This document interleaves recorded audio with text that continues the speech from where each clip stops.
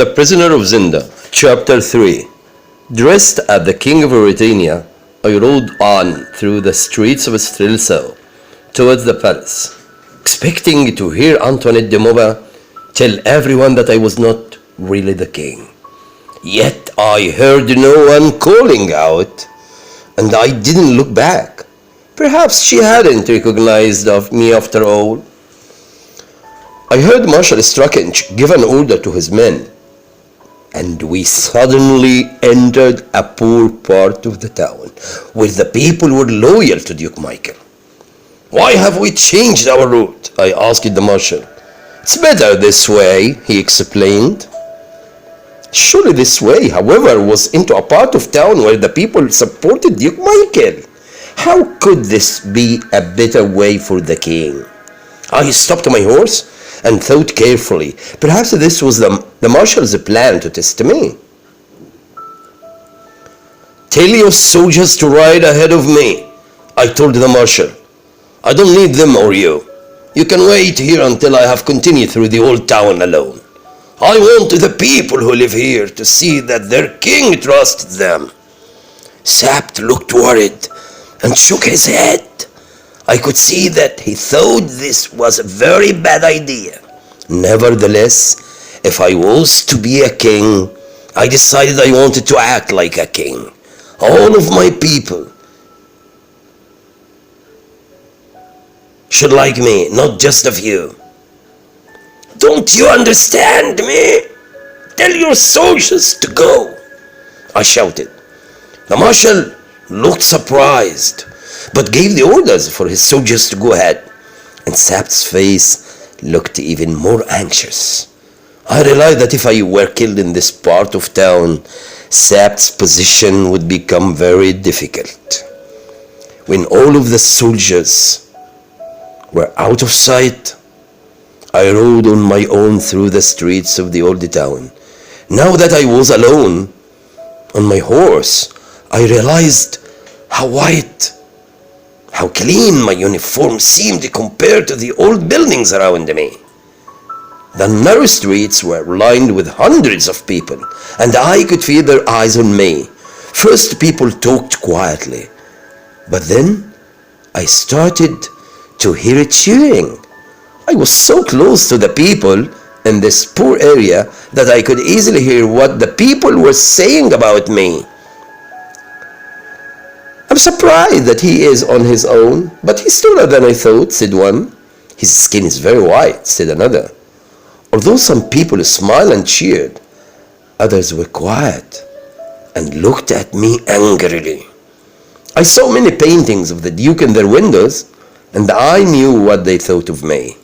Despite the anger, I reached the outside of the palace safely, and I got off my horse. Briefly, I saw Sapt, whose expression was one of relief that I was still alive. It was now almost time for the coronation, and a group of soldiers led me inside a beautiful building. There were so many people that I didn't know who was doing what. But I remember a beautiful young woman with red hair, who I knew was Princess Flavia, and a man with red cheeks, dark eyes, and dark hair, who I knew must be Michael. When he saw me, his face became white. Until that moment, I did not think he realized that the king had come to Strelso. What can I remember of that coronation that was so important to the future of Mauritania? Very little, except the golden crown being placed on my head and a few other details. I remember the promises I was asked to read out, and the beautiful music that played when someone announced that Rudolph V was now king of Mauritania. Most of all, I remember being greeted by Duke Michael, whose hands shook with anger when he took his hand in mine, and who wouldn't look at my eyes as he coldly said, "Congratulations." However, no one else, not even the princess, seemed to realize that I was not the real king. So there I stood in the palace for an hour, as if I had always been a king. greeting the many ambassadors and important people who came to see me. I became worried when a man I knew from England, Lord Topham, also came to greet me. But his eyes were so poor that he probably wouldn't have noticed me anyway. It was now time for me to go in a coach around the streets with the princess. "When is the wedding?" I heard someone call, and I wish I had asked Sap the answer to that very question. At that moment, the princess looked at me and said, "Do you know, Rodolphe, you look different today. You look more tired and serious, and I think you are thinner. I can't believe that you really haven't changed today." "I think I want to change now that I am king," I replied. "Perhaps you already have. I heard that you rode through the old town alone," she continued. "That surprised me. The people there must have appreciated what you did." I smiled. "I hope I'll make a good king," I said. The coach had now arrived back at the palace, and once inside the building, I took my seat at my own table, next to Duke Michael, with Sapt behind me and Fritz nearby. I felt like a king. But I also thought, where is the real king? And what is he doing now? Later that afternoon, I sat down on my bed, feeling exhausted. Sapt and Fritz were still by my side, now looking very happy that our plan had been a success. "That was a day to remember," said Fritz. "I think I'd like to be king for a day." "But Rassendil, you mustn't try too hard. I'm not sure it was a good idea to ride alone through the old town. Duke Michael won't like it if you become too popular with his people, you know." "Well, in a few hours, I'll become Rudolf Rassendil once more," I said, remembering that I would be king only until that night. "Only if you stay alive as long as that," said Sap. "Michael has had news from Zenda, and he's almost certainly planning something. You must leave the country as soon as you can, but you need a permit to leave the city." "Who can I get a permit from?" I asked. "The king, of course," said Sap, putting on a table a form for me to sign and a paper with the king's signature for me to copy. "Look, I can pretend to be the king because I look like him," I said. "That doesn't mean I can write like him too." "Oh, it's not hard to copy," said Sap, and he did it easily for me. "Now remember our plan. I'll go with you, Rassendil," said Sap. "Now, Fritz, you will tell everyone that the king has gone to bed, and that he's not to be woken by anybody until 9 o'clock tomorrow morning. Do you understand, Fritz?" "No one." "I understand," said Fritz. "Michael may try to visit," continued Sapt, "but you mustn't let him in, even if your life depends on it." "I don't need to be told that," said Fritz proudly. "Here, put on this big coat and hat," Sapt said to me. "Now, are you ready to go?" "I'm ready," I said. I shook Fritz's hand and set off, not through the door, but through a panel in the wall, which led to a dark passage. "In the old king's time, I knew all about this secret passage," Sapt explained. I followed Sapt down the long dark passage, which ended in a heavy wooden door. Sapt unlocked it, and we went out into a quiet street which ran along the back of the palace gardens. A man was waiting for us with 2 horses. Without saying anything, we climbed onto the horses and rode away. At that time of the day, the town was busy and full of noise, but we took the quiet back streets. My coat and hat covered my face and hair, and I tried to stay low on the horse so no one would recognize me. "Take your gun," said Sap. "You may need it to get through the gates. They will all be closed at this time of day." It was 6:30 and still light when we reached one of the tall wooden gates through the city walls. Sap knocked on the gate, and we were very relieved when a few seconds later a girl of about 14, appeared. "My father is not here, I'm afraid. He's gone to see the king," she said. "Your father should have stayed here," said Sam. "But he told me not to open the gate for anyone," said the girl. "Then you must give me the key to open it," said Sam. "Here is a form from the king himself. You can show it to your father when he returns." Sept then gave the girl the signed form and a coin and took the key from her hand. We quickly opened the gate, led our horses out, and closed it behind us. "Now we must move quickly," Sept told me as we got back on the horses. Once we were outside the city, there was little danger, as nearly everyone was in the streets celebrating the coronation. It became a clear night with a shining moon, and soon we began to talk. "What do you think the Duke knows about our plan?" I said. "I don't know," said Sept.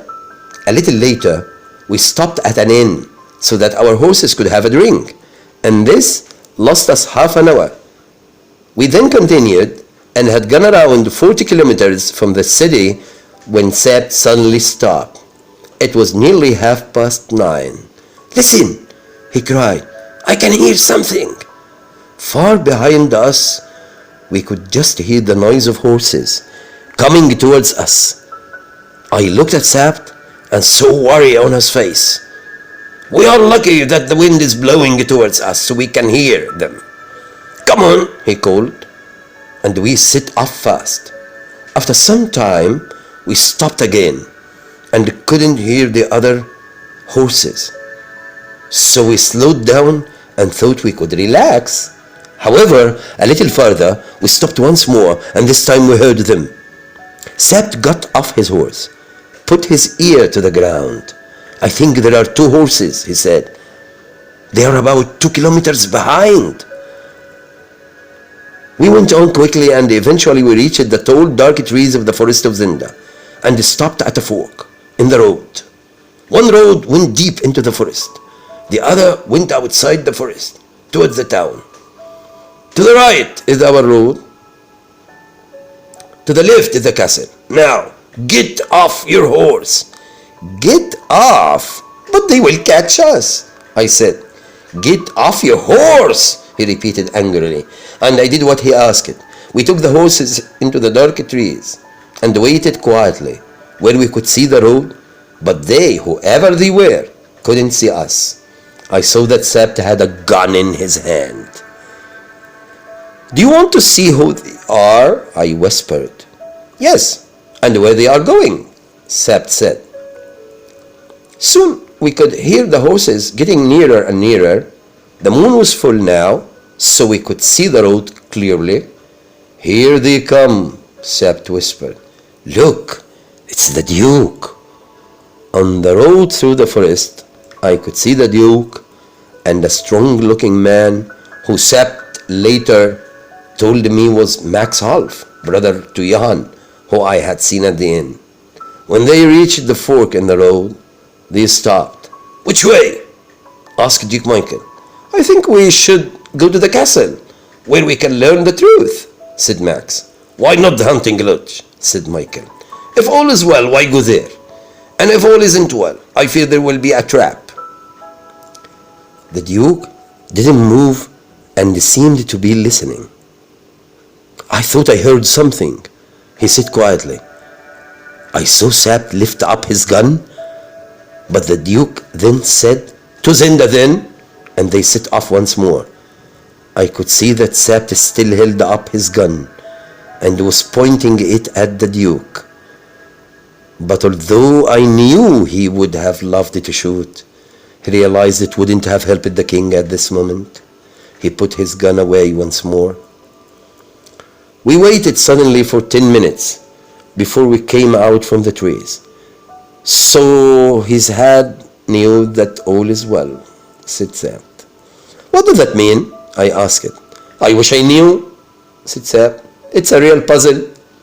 We rode on through the forest as fast as our tired horses would allow. We said nothing, and I thought about what the Duke had said.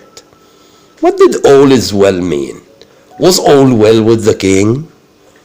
It didn't take us long to reach the hunting lodge, where we had left the king, and quickly jump off our horses. The lodge was dark and quiet, and no one came out to meet us. All of a sudden, Sap took hold of my arm. Look, there, he said, pointing at 5 or 6 torn handkerchiefs on the ground. That's what I used to tie up the old woman. Fasten the horses and let's see what has happened. The front door to the lodge was not locked, and we went into the room where I had eaten the night before. Plates and cups were still on the table. Come on, said Sap, and we ran down the passage toward the cellar where we had left the king. But the door to the cellar was open. So they found the old woman, I said. I realized that when I saw the handkerchief, said Sap. Where's Yusuf and the king? I asked. We found another door inside the cellar that was locked, and it took a lot of work to get it open. It was dark inside and completely silent, and I could see Sap was looking very worried. He loved the king and would have hated anything bad to have happened to him. So I told him to stay where he was and went inside the room with a candle. There were a lot of things on the floor of the dark room, as if there had been a fight. I held up the candle and saw spiders on the walls. Then far in one corner, I saw a body. I slowly went back outside the room to tell Sap what I had seen. It's not good news. I'm afraid he's dead, I said. The king! He cried, putting his hand over his mouth. No, the body is Yusuf. The king is not here. I closed the heavy door behind me, and we walked with heavy hearts back from the cellar to the dining room. So they have got the king, said Sap, sitting down heavily with his hands over his face.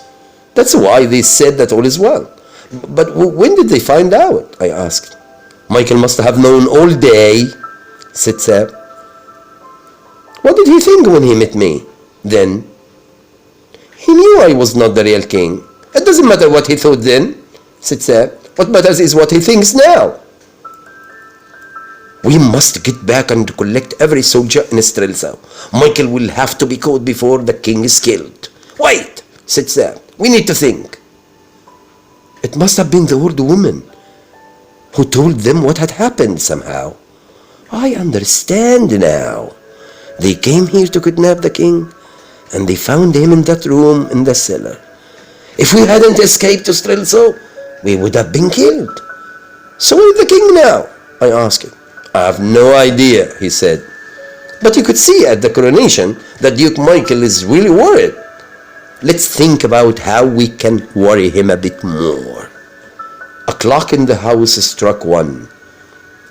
Sap stood up with a smile, and I could see that he had another plan. We'll go back to Strelso, he said excitedly. The king will be back in the capital again tomorrow. How is that possible if we don't know where he is? We will go back to Strelso and continue with the game we started. You have done a good job until now, so why not continue? Do you mean you want me to be the king again? I asked him. Yes, I do, he cried. Thank you.